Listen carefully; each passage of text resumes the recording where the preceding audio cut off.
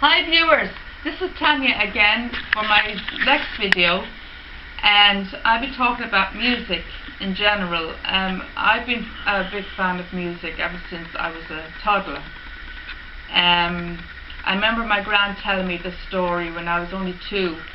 She used to bring me to the park out in Bald Bridge, and she used to wheel me in my buggy, and they'd have a brass band playing in the background, and she kept telling me the story, you know, and she said anytime they had the brass band and they had a lot of drums and stuff like that, and she said, I remember you're always hopping up and down in your buggy anytime the drums would play. So I've been like a baby ever since I was into music. I kind of grew up with music. I grew up in a musical family, in other words. All my family were music crazy. Like my dad was 50s, 60s music, my sister was 70s, and then I was from 70s up, because I wasn't even born in the 50s. I only came into the world late 60s. So I kind of followed music I'd listened to my dad's old stuff like Chuck Berry, Little Richard and all that stuff. I was very into Little Richard. I loved the way he went really high, this high note in his songs. Anytime I hear that, he was always make me laugh. It was very, very funny, and he was very entertaining, like Tutti Frutti, Good Golly, Miss Molly, and all of those songs. It really made me go up and bop and boogie around and everything else. I loved his music, but I was unfortunate I wasn't around to see him in his full career, and so I don't know much about him. But all I know of him is his great music and his performances and his ability to sing so well, and he's an incredible performer. And so I was kind of from 70s up. I was music. This is where my music kind of started off. It was in the 70s. From ABBA, the glam rock days and all that. I played and T-Rex and all of them. So from 70s up, they were kind of my eras in music. I still remember to this day the night ABBA won Eurovision. That was back in 1974, and that's nearly 40 years ago. 40 years last year, I think, and 41 years this year it's going to be, believe it or not, that they actually won Eurovision. And I still remember to this day, and I was only 5 years old when they won. So it's amazing, my memory is so incredible how I would remember so far back. I was only 5, it's only a baby, and I still remember my reaction when they won. I was jumping up and down with excitement. I could not believe it, you know. And everyone was saying, why aren't you not up for Ireland and all this crap, you know. But I thought Sweden were, the tops. They actually stole the show. As far as I'm concerned, they actually stole the show, and I still remember where it was held. It was held in Brighton, and so I never forget that night. But the only thing I always remember about their performance was wacky costumes they wore. I still remember the costumes. Like Agnetha wore this awful thing on her head, this blue hat kind of thing, and her trousers were I don't know what her trousers were like, but they were awful things. I'm sorry, Agnetha, but unfortunately it's the truth.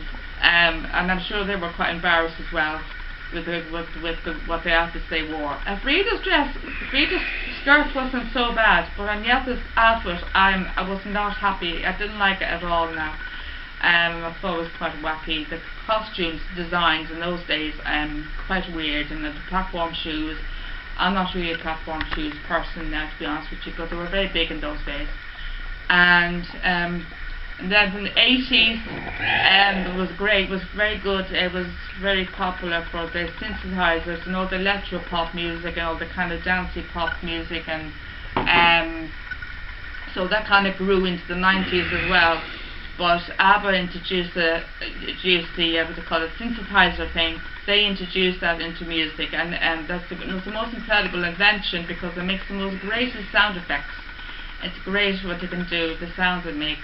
to music, and the different sounds of the keyboard, and it has even got drum beats and everything. You actually can create a whole band in the synthesizer. You don't need an actual band on stage, because the synthesizer itself can play the whole music for you. And it's absolutely, and it's got different instruments and everything in it. Like, it has guitar, everything you want in it. It has the whole lot, the whole shebang. I used to get I had a portable keyboard when I was younger, and they had all these instruments in it and drum beats. They get different types of drum beats in it, and I used to love playing it. But the only thing I was hopeless at playing is I couldn't even play a tune. But I used to be able to play the first Noel, and that's as far as I got, the first Noel. But now I probably forget how to play it now. But I would have loved to have been able to play a tune on it. Yeah, but I just enjoyed bopping around and messing around with the keys and stuff, and pressing the drum beats, because I used to love bopping up and down and keeping it driven to the beat, the rhythm. And so that kind of grew into the 90s. The 90s was very, very, very popular for the dance music, like, and they had great dance bands, dance artists like Two Unlimited, and they had Technotronic, and they had they had another band called Culture Beat and Capella, and all of those. I'd actually love to listen to all of that music, and I was a big follower of all that. The 90s was fantastic for dance music, and they brought all these dance compilations in, and they're still bringing these out. They're still bringing out all these dance compilations today, and like techno mixes, and they've hip hop and all that kind of stuff. Drum and bass, and I'm not into drum and bass now, but they have so many different types of dance music. It's incredible. And in the noughties, it's very, very good as well. But the 90s, I have to say, was probably best for the dance music era. I think the dance music was the best in the 90s. But noughties are just as good as well. It's got great good artists out, and to this day they still have great artists out, like as they have the X Factor and everything else, and they're bringing out these new singers and everything else. And one of the great successes of that X Factor was One Direction. Of course, I have to mention them. I know. People keep saying, what's the big deal about One Direction? They didn't even win the show. But they came third, and they're the biggest band in the world. So it's incredible. They've achieved a lot more than the Beatles could ever do. The debut single went to #1. The Beatles couldn't even manage that. And all four of their albums went straight to #1. It's incredible. I mean, there's no band that I know today that's ever had that much success, and they only came third in the show. It's absolutely amazing, and they're 4 years together, and it's absolutely outstanding. They're going into the 5th year this year. It's absolutely incredible how far they've come. Like, they were only kids when they went into the show, and now they're all in their early 20s. So I wish them all the success. But noughties have brought so many great artists. There's Kylie, there's got Casada, they've got loads of dance bands and groups. Take That started in the 90s, of course, and they've now come back, and they're big and more successful as ever. They have a new album out and everything else. And they have Little Mix. They're another band from X Factor who won in 2011. So X Factor is an incredible creation. It's brought so many great artists into the music industry. And Ollie Murs is another one. I first knew Ollie Murs on Deal or No Deal back in 2005. And then he came back, and then I saw him again in 2008 in X Factor. And I couldn't believe it. I said, oh, I know that face, the familiar face, from I knew him a few years ago, and I couldn't believe it. He was on Deal or No Deal, and he only got 10p. And that's one thing, I don't think he'll ever live that down. So 10p, yeah, and he's on it again, not that long ago, on the Celebrity Show, and he didn't do so well either. So I don't think he gets very good luck at those kind of shows, unfortunately. But for his talent and his singing, he's incredible, and he's just released a new album.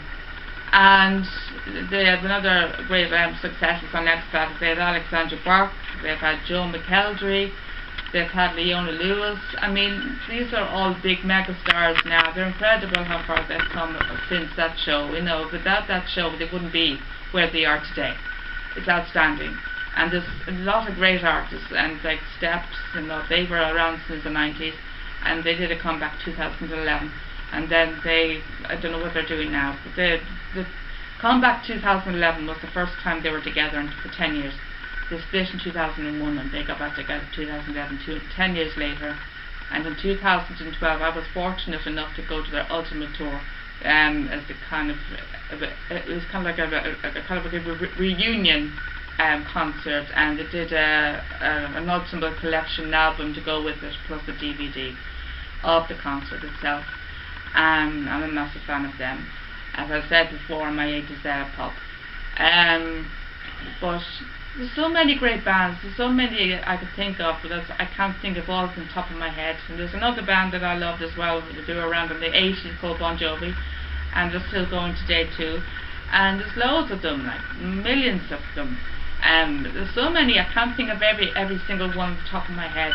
But music is my life, and without music I don't know where I'd be. I wouldn't survive without music. It means everything to me. And without music I can't, you know, it keeps me sane, in other words. It takes my mind off, it takes everything off my mind, all my worries and all that kind of stuff. And it just puts me in a great mood. And it makes me want to go up and dance and sing along to the songs, the words. Music is everything. I don't think anybody could live without music, to be honest with you. I think it's the best creation that's ever come, ever.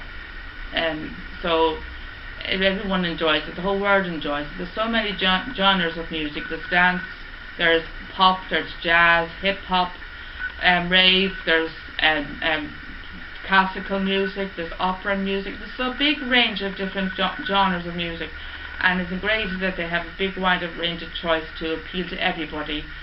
So thank you very much for joining me on this installment of my inspirations and hobbies. And the next video I'll be discussing favourite hobbies and dancing and singing. Okay, thank you very much.